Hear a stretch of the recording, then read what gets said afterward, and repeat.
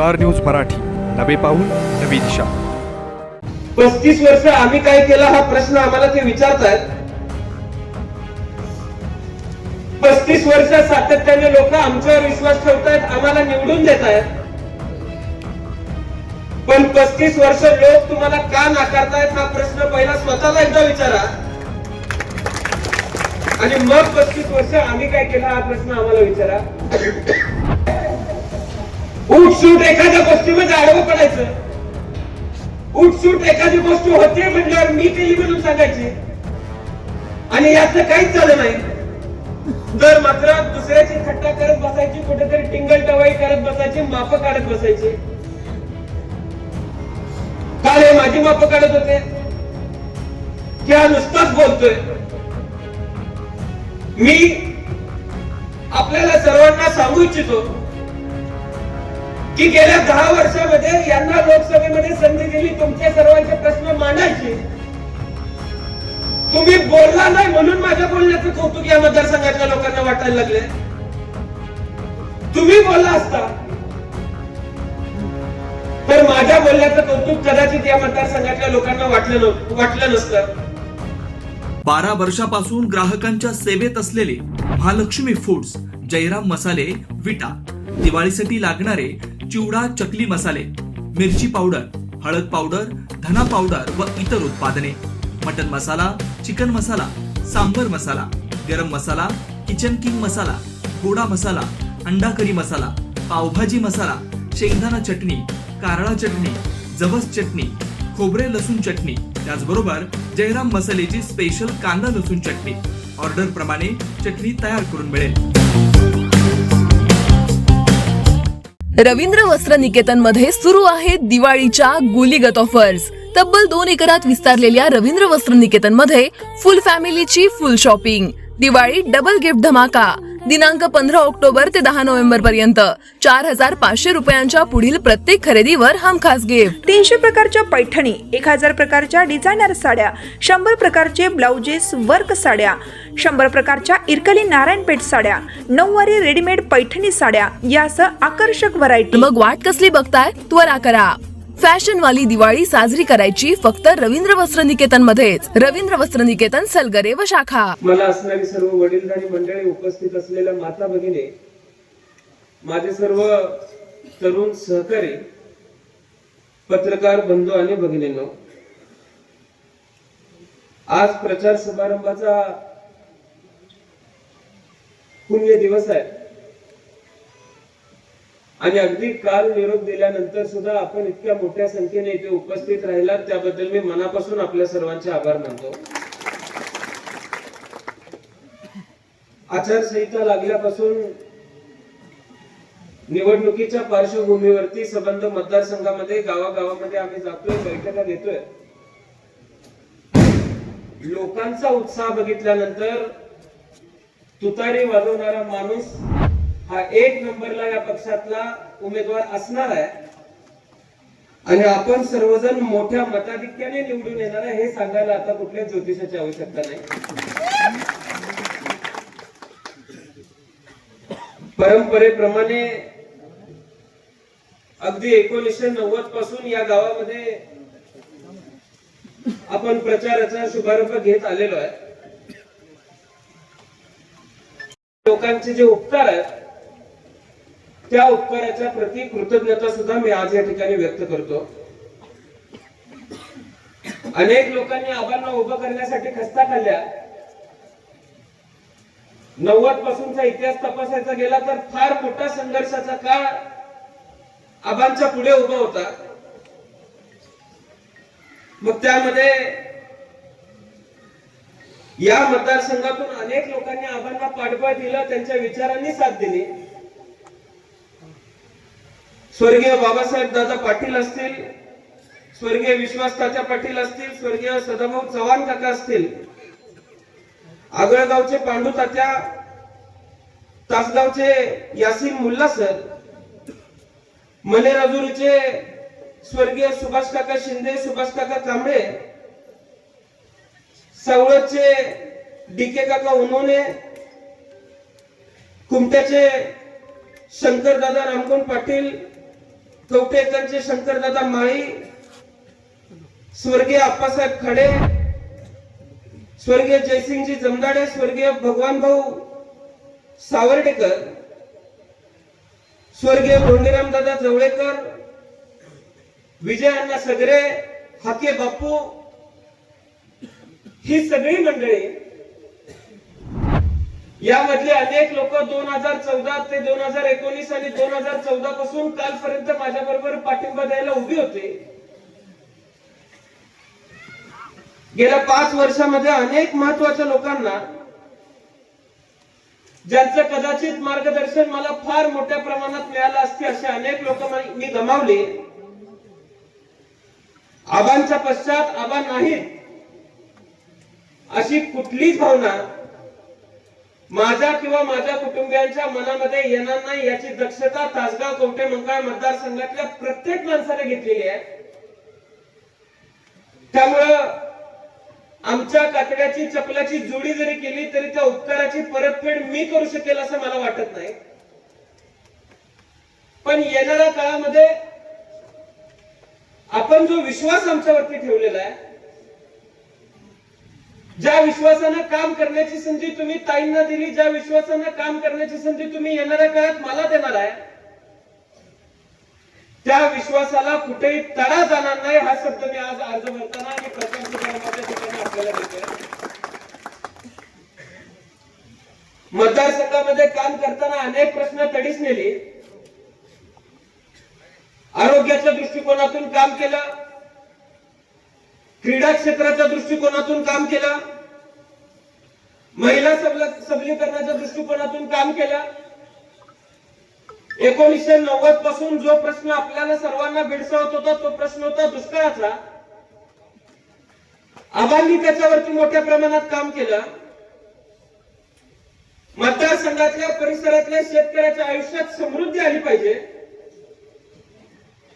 त्यांच्या भाषणामध्ये ते नेहमी म्हणायचे की शेतकऱ्याच्या दारामध्ये सुद्धा 4 चाकी गाडी ज्या दिवशी उभी राहील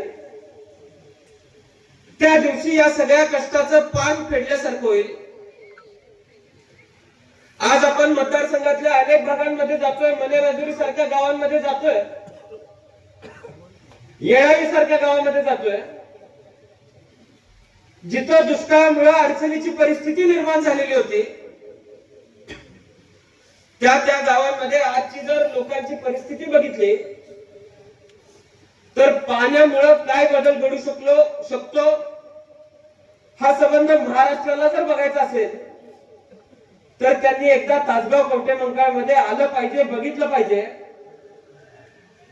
शेतकऱ्याला वेगवेगळ्या फसव्या योजनांच्या माध्यमातून पैसे देण्याऐवजी ज्याची गरज आहे ते शेतकऱ्याच्या हातात ठेवलं तर कुठल्याही शासनाच्या योजनेची शेतकऱ्याला गरज नाही. उलट आपला गाव चांगला झाला पाहिजे, तालुका चांगला झाला पाहिजे, यासाठी गावगाड्यातला शेतकरीच पुढाकार घेऊ शकतो हे तासगाव कवठे मंकाळ मतदारसंघातल्या शेतकऱ्यांनी गेली अनेक वर्ष दशकं दाखवून दिलेलं आहे. मी परवा सांगितलं 35 वर्ष आम्ही काय केलं हा प्रश्न आम्हाला ते विचारतात. 35 वर्ष सातत्याने लोक आमच्यावर विश्वास ठेवतायत, आम्हाला निवडून देत आहेत. पण 35 वर्ष लोक तुम्हाला का नाकारतायत हा प्रश्न पहिला स्वतःला एकदा विचारा आणि मग 35 वर्ष आम्ही काय केलं हा प्रश्न आम्हाला विचारा. आज मतदारसंघामध्ये काम करत असताना शिक्षण क्षेत्रामध्ये आपण सर्वजण काम करतोय. अनेक शाळांमध्ये, जिल्हा परिषदेच्या शाळांमध्ये आपण मोठ्या प्रमाणामध्ये निधी त्या ठिकाणी दिला. मॉडेल स्कूल योजनेच्या माध्यमातून 1-1 कोटीपेक्षा जास्तचा निधी आपण प्रत्येक गावामध्ये देऊ शकलो. शाळा डिजिटल केल्या. ग्रामीण भागातली मुलं चांगली शिकली पाहिजेत, शहरामध्ये जे शिक्षण मिळते तेच त्यांना मिळालं पाहिजे, हा जो विचार ठेवून 2019 ला आम्ही भाषण करायचो, याच मंदिराच्या परिसरामध्ये या भागातल्या शिक्षण समृद्धीसाठी मी काम करेन हा शब्द मी आपल्याला सर्वांना दिला होता. आज संबंध सांगली जिल्ह्यामध्ये मला अधिकाऱ्यांच्याकडून माहिती मिळाली, सगळ्यात जास्त उत्तीर्ण स्पर्धा परीक्षांमध्ये होणारी जर मुलं कुठल्या तालुक्यामधून येत असतील तर ती तासगाव कवठेमंकाळ तालुक्यातून येत आहेत. आणि सगळ्यात चांगलं इन्फ्रास्ट्रक्चर शाळेचं जर कुठं असेल तर ते आपल्या मतदारसंघामध्ये दिलं जाते.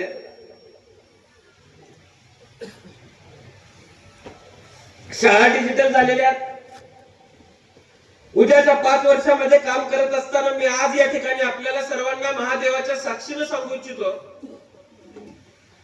की शहरात की पुण्या मुंबईतल्या शाळांमध्ये हे लसीकरण केलं जातं, पण संबंध भारतामध्ये कुठल्या तरी ग्रामीण मतदारसंघामध्ये एवढ्या मोठ्या प्रमाणात अशा पद्धतीचा उपक्रम राबवणारा तासगाव कवठेमंकाळ मतदारसंघ पहिला मतदारसंघ ठरणार आहे. याचा दाखला सुद्धा मला आपल्याला सर्वांना द्यायचा आहे. काम करण्याची जिद्द, काम करण्याची वृत्ती अनेक लोकांनी बघितलेली आहे. आपण सर्वांनी संधी दिली म्हणून आम्ही काम करू शकलो, सिंचन योजना पूर्णत्वाला नेऊ शकलो. पण गेल्या उन्हाळ्यात काय परिस्थिती निर्माण झाली आपण सर्वांनी बघितली. धरणामध्ये काही ठिकाणी पाणी कमी होतं, आम्ही समजू शकतो. पण लोकसभेच्या निवडणुका लागल्या, गावातल्या शेतकऱ्यांनी, वस्तीवरच्या शेतकऱ्यांनी माझ्याकडे आलं पाहिजे आणि मग मी पाणी देणार, अशा पद्धतीची भूमिका तासगाव कवठेमंकाळ मधल्या शेतकऱ्यांच्या बाबतीमध्ये तुम्ही का घेतली याचं उत्तर तुम्ही देण्याची आवश्यकता आहे. तुम्ही उत्तर द्यायचं आहे. तुम्ही आज सांगताय 35 वर्ष आबांनी काय केलं. मी चिंचणीचा दाखला देत परवा सांगितलेला आहे 35 वर्षात आबांनी काय केलेलं आहे. त्या दिवसानंतर मला त्यांच्या गावातून काही फोन आले की आज आंघोळ करताना आबांचं नाव घेतलं बरं का. खर तर अनेक लोक मला सांगतात की हे काम करत असताना आबांना फार मोठ्या संघर्षाला सामोरं जावं लागलं. पाण्याचं काम करत असताना सुद्धा ज्या लोकांनी आबांची थट्टा केली, कुणी आबांना 1.5 फुट्या म्हणलं, कुणी या आणलेल्या पाईप मधून उंदरं खेळतील असं सांगितलं. पण मागच्या उन्हाळ्याची परिस्थिती आपण बघितली का. पाणी पोचायच्या आधी नारळ घेऊन माणसं तिथं उभं असायचे. पाणी 5 फूट पुढे जातं का नाही तोपर्यंत नारळाचं पाणी पुढे जायचं, इतपत नारळ फोडायचे. मतदारसंघामध्ये एक परिस्थिती अशी निर्माण झाली होती, शेतकऱ्याला पाणी कमी पण व्हॉट्सअप वरती पाणी जास्त फिरत होतं. दहिवडी माझा आजोळ आहे, तिथं सकाळी 7 ला पाण्याचं उद्घाटन केलं. पाणी आणलं म्हणून सांगितलं, आम्ही पाणी आणलं, लोकसभेला तुम्ही आम्हाला सहकार्य करायला लागतंय असं सांगितलं. 1:30 वाजेपर्यंत सावळ जातं बॅनर छापून युस्तर पाणी बंद झालं. लोकांची थट्टा करणारा आणि सर्वसामान्य माणसाला गृहीत धरणारा या मतदारसंघामध्ये अजून जन्माला यायचं, हे येत्या निवडणुकीमध्ये आपण सर्वांनी दाखवून द्यायचं. या मतदारसंघामध्ये येत्या 5 वर्षामध्ये काम करत असताना रोजगारावरती काम करण्याचा निर्णय आम्ही सर्वांनी घेतलेला आहे. आतापर्यंत आबांच्या माध्यमातून पवार साहेब कृषी मंत्री होते, कृषी मंत्री असताना पवार साहेबांच्या माध्यमातून कोल्ड स्टोरेज साठी मोठ्या प्रमाणात अनुदान प्राप्त झालं. त्या कोल्ड स्टोरेज मध्ये अनेक तरुणांना काम देण्यासाठी आपल्यातल्या अनेक तरुणांना प्रोत्साहन आबांनी दिलं, ते अनुदान मिळवून दिलं. अनेक सिंचन योजनांच्या माध्यमातून द्राक्ष उत्पादक शेतकऱ्याला न्याय दिला. एक आबांची इच्छा होती की या मतदारसंघामध्ये MIDC झाली पाहिजे. मला आठवते काही लोक मला सांगत होते की आबांनी ज्या ठिकाणी एमआयडीसी करण्याची इच्छा व्यक्त केली, जत्तेच्या जत्ते भरून पाठवले आबांकडे, आबांच्या विरोधात घोषणा द्यायला लावल्या. एमआयडीसीच्या बाबतीत आबांनी जो निर्णय घेतला होता त्या निर्णयापासून माघार घ्यायला लावली. टाटा, रिलायन्स सारख्या कंपन्यांशी आबांचं बोलणं झालं होतं. त्यावेळेस सुद्धा अधिकाऱ्यांना सर्वे करून दिले नाही. शेतकऱ्यांना खोटं सांगून तुम्ही उठवून बसवलं. पण आबा गेल्यानंतर या मतदारसंघामध्ये एमआयडीसीची गरज काय आहे इथल्या तरुणांना जाणवलं, इथल्या जुन्या जाणत्या लोकांना जाणवलं. माझ्याकडे अनेक लोक आले की आबांची इच्छा होती या माळावरती तुम्ही एमआयडीसी केली पाहिजे. सुमंतांचा आग्रह होता. आम्ही पाठीमागे लागलो, एमआयडीसी मंजूर करून घेतली. ती एमआयडीसी मंजूर करून घेतल्यानंतर सर्वे करायला काही अधिकारी आले. यांचेच कार्यकर्ते येतात, रॉकेल ओतून घेण्याची धमकी अधिकाऱ्यांना देतात. एमआयडीसीच्या अधिकाऱ्यांच्या अंगावरती मारून जाण्याचा प्रयत्न या लोकांनी केला. हे सगळं थोपवून आम्ही मोजण्या करून घेतल्या, एमआयडीसी मंजूर केली. उद्याचं भविष्य रोजगाराच्या बाबतीत चांगलं असं स्वप्न इथल्या मतदारसंघातल्या तरुणाला पडू लागलेलं आहे. आणि आता म्हणतायत एमआयडीसी फक्त 45 हेक्टरात मंजूर झालेले. मी आज सांगू इच्छितो, आबांच्या माध्यमातून 1600 एकरापेक्षा जास्त भागामध्ये आज शिक्के टाकले गेलेले आहेत. त्या भागातल्या शेतकऱ्यांशी माझं बोलणं झालेलं आहे. त्यांनी मला वायदा दिलेला आहे की दादा, पहिला मंजूर झालेल्या ठिकाणी तुम्ही काहीतरी उभं करायला चालू करा, मग आपण एमआयडीसी वाढवायच्या दृष्टिकोनातून कारवाई चालू करू. त्यांच्या घरातली मुलं तिथं कामाला लागली पाहिजे. एमआयडीसीच्या अनेक नियमांप्रमाणे ज्यांच्या जमिनी आहेत त्यांना 10% प्लॉट तिथे दिला जाणार आहे. अशा अनेक वायद्यानंतर आज मी आपल्याला एक शब्द देऊ इच्छितो की आदरणीय पवार साहेबांच्या माध्यमातून या मतदारसंघामध्ये चांगल्या कंपन्या आणल्याशिवाय मी सुद्धा स्वस्त बसणार नाही. हा शब्द मी या मतदारसंघातल्या तरुण पिढीला देऊ इच्छितो. उठसूट एखाद्या गोष्टीमध्ये आडवं पडायचं, उठसूट एखादी गोष्ट होते म्हटल्यावर मी केली म्हणून सांगायची, आणि यातलं काहीच झालं नाही तर मात्र दुसऱ्याची थट्टा करत बसायची, कुठेतरी टिंगल टवाई करत बसायची, माप काढत बसायची. काल हे माझी माप काढत होते की हा नुसताच बोलतोय. मी आपल्याला सर्वांना सांगू इच्छितो की गेल्या 10 वर्षामध्ये यांना लोकसभेमध्ये संधी दिली तुमच्या सर्वांचे प्रश्न मांडायचे. तुम्ही बोलला नाही म्हणून माझ्या बोलण्याचं कौतुक या मतदारसंघातल्या लोकांना वाटायला लागले. तुम्ही बोलला असता तर माझ्या बोलण्याचं कौतुक कदाचित या मतदारसंघातल्या लोकांना वाटलं नसतं. बूटसूट माप काढायचे, आबांच्या उंचीवर आबांना 1.5 फुटा म्हणले. मी लोकांचे प्रश्न पोट तिडकीने मांडतोय म्हणून कालच्या भाषणात ते म्हणले की हा पोपट आहे. आता व्यंगावरूनच सगळं होत असेल तर काही गोष्टी आपल्याला सोसायच्या नाहीत. ते माझ्या संस्कृतीला धरून नाही. मी काही गोष्टी बोललो तर अवघड वाटेल.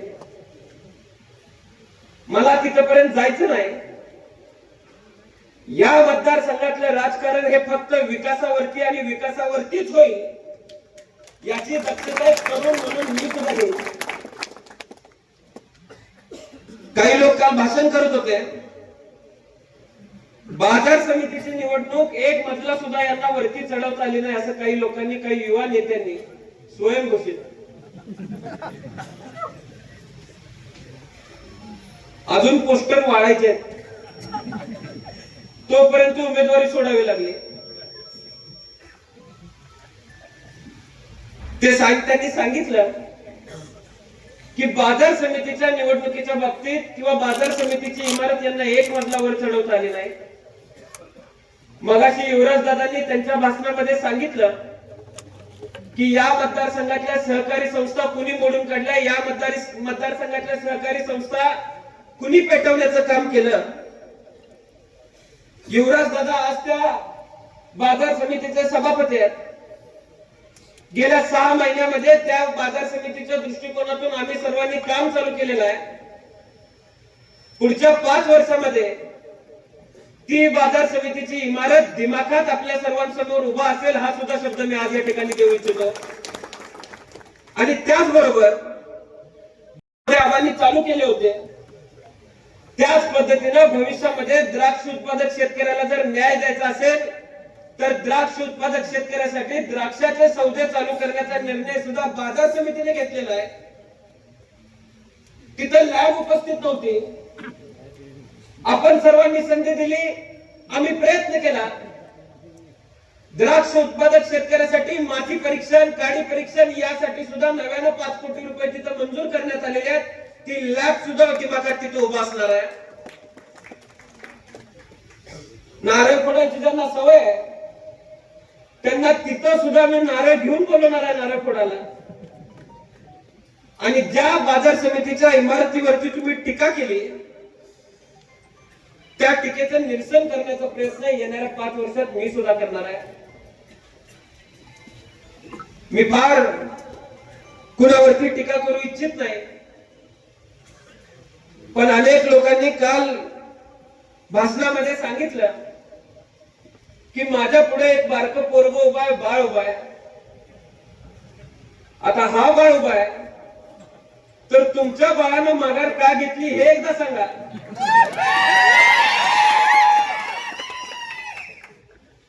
तुमच्या पक्ष नेतृत्वाला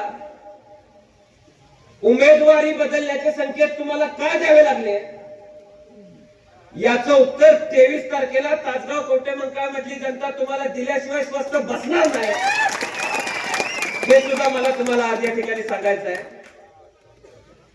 त्यामुळे गेल्या 5 वर्षामध्ये आपण या मतदारसंघामध्ये 850 कोटीपेक्षा जास्त निधी आणू शकलेलो आहे. विरोधी पक्षामध्ये काम करत असताना सुद्धा सगळ्या घटकांना न्याय देण्याची भूमिका आपण घेतलेली आहे. पुढच्या 5 वर्षामध्ये आम्ही काय काम करणार आहे हे सुद्धा मी येत्या काळामध्ये आपल्याला सर्वांना दाखवून देणार आहे.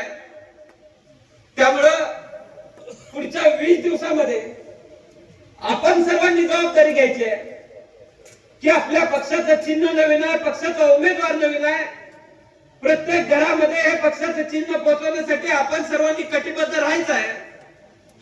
अनेक आमिष दाखवली जातील, अनेकांवरती दबाव निर्माण केला जाईल. आम्ही सर्वजण व्यासपीठावरची लोक कार्यकर्त्यांच्या मागे खंबीरपणाने उभा, एवढंच तुम्हाला आज या ठिकाणी सांगतो. पक्षाचं चिन्ह प्रत्येक घरामध्ये 2-2, 3-3 वेळा पोचलं पाहिजे. पक्षाचा उमेदवार 2-2, 3-3 वेळा पोचलं पाहिजे. पक्षाची ध्येय धोरणं 2-2, 3-3 वेळा पोचली पाहिजे. यासाठी आपण पुढचे 20 दिवस जिद्दीनं कामाला लागूया. आणि येत्या 20 दिवसामध्ये मी आपल्याला सर्वांना आश्वासित करू इच्छितो की फक्त पुढचे 20 दिवस तुम्ही मला द्या. माझं संपूर्ण आयुष्य मी तुमच्यासाठी समर्पित आज या ठिकाणी करतोय. आणि आपण सर्वांनी जो आशीर्वाद मला दिलेला आहे, जी ताकद दिलेली आहे, जे प्रेम तुम्ही सर्वांनी मला दिलेलं आहे, त्या प्रेमातून उतराई होण्यासाठी जे काम होणं आवश्यक आहे ते काम केल्याशिवाय मी सुद्धा स्वस्थ बसणार नाही, एवढंच आज या ठिकाणी मी तुम्हाला सांगू इच्छितो. अनेक लोकांनी आबांच्या बाबतीत अनेक गोष्टी बोलले. मी सगळ्या गोष्टींचा उलगडा आज या ठिकाणी करणं उचित नाही. पण माझे वडील हयात असताना माझ्या वडिलांना मानसिक त्रास काय काय झालाय. अनेक आबांचे पुणे मुंबईतले मित्र आहेत, त्यांनी मला अनेक वेळा सांगितलं की गृहमंत्रीपदी म्हणून काम करत असताना, उपमुख्यमंत्रीपदी म्हणून काम करत असताना आमच्या खांद्यावर डोकं ठेवून आबा रडायचे. ते कुणी त्रास दिला म्हणून रडायचे. याचं उत्तर मला आज द्यायचं नाही, याचं उत्तर मी वेळ आल्यावर योग्य वेळेला देईन. एवढंच आज या ठिकाणी मी तुम्हाला सर्वांना सांगू इच्छितो. आज हा प्रचाराचा शुभारंभ झालेला आहे, एवढं सुद्धा मी आम्हा सर्व सहकाऱ्यांच्या वतीनं आपल्याला सर्वांना सांगू इच्छितो.